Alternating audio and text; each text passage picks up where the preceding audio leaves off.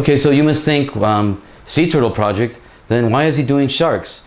Well, we figured out quite a while ago that sea turtles had a main problem with fisheries, as they were a very important incidental catch. And studying this relationship of sea turtles with fisheries, we stumbled upon the shark finning problem. We saw a shark being finned right in front of our eyes, and we put two and two together and figured it out. What's fueling the highly unsustainable fishery in the Eastern Pacific is the shark fin fishery, which of course, in the process, is also wiping out the sea turtles. So in order to restore the marine habitats or the healthiness of the ocean environment here in the Eastern Pacific, it's necessary to control the fishing effort, reduce the shark finning, and hopefully reduce fishing effort globally.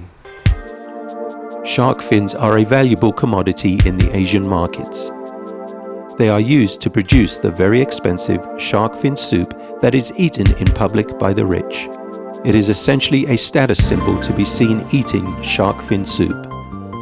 Shark fins in and of themselves do not add any nutritional value or taste to the soup. In fact, the soup is usually flavored with something else, such as chicken stock. The demand for shark fins is decimating shark populations around the world. Shark finning is the practice of cutting the fins off the shark, usually while the shark is still alive, and then the shark body is thrown back into the water, where the shark suffers a slow, painful death as it sinks to the bottom of the sea. So how is it that the Taiwanese break the rules in Costa Rica? Well, there's two main issues in Costa Rica that PRETOMA put its finger on a couple of years ago. One of the main ones is the illegal use of private docks. Our Costa Rican government, our Costa Rican customs law says that any shark products imported into the nation must be imported in public facilities in order for the state to protect the public interest. Now, any nation has the same customs law. No nation in the world would allow you to import products into a private facility. Well, that's what happens in Costa Rica. So this way it enables the Taiwanese fishermen to easily evade the law because they're landing these products at a private facility. So this way they can choose who's there, when they want them to be there, and if they want to land their products at 1 or 2 in the morning when there's no fishery inspectors, they have a green light because it's private property. That's one of the main issues. Another issue, which is a battle that we recently won, is how the sharks are landed. Everyone agrees shark finning has to be forbidden, but how are we really going to control it? Well, one way to control it, according to the Costa Rican government and to our laws, is that sharks must be landed with their fins attached. You know, we're not saying no shark fishing, we're saying all the shark must be utilized and landed at the docks.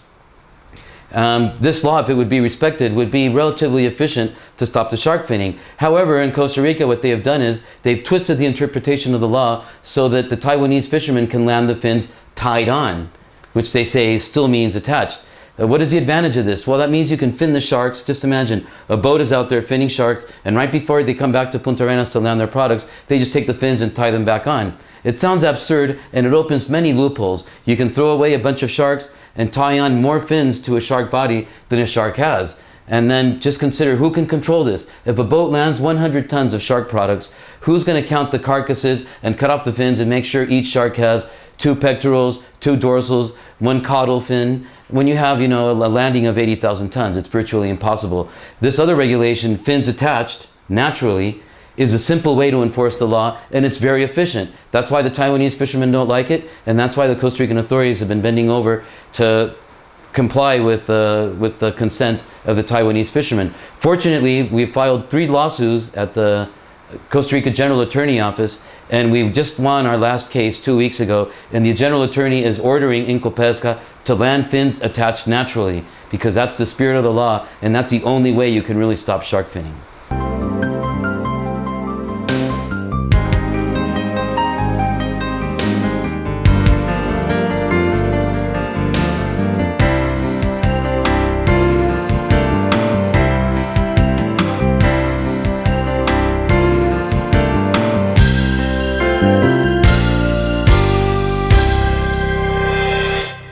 After our recent success here in Costa Rica to stop the shark finning through our legal initiatives, now it's time to start doing some shark management.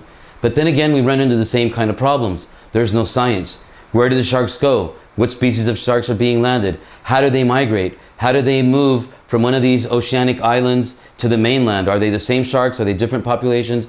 And if we cannot answer these questions, it's very difficult to come up with a reasonable management plan on how to protect these sharks. So right now we're starting some pioneering work in Cocos Island. We're actually tagging sharks with radio telemetry to study the movements of the sharks around Cocos Island. This way we can determine how long the sharks are in Cocos, or if they're resident sharks, or if they're coming back and forth, if they're going to different areas. And we're also working in close collaboration with other researchers in the region, such as in Colombia and Malpelo, and they're using our same technology, so that way if any of our sharks go to any of these other oceanic islands, we'll be able to share the information with other researchers and be able to come up eventually with a regional shark management plan once we know some of these facts.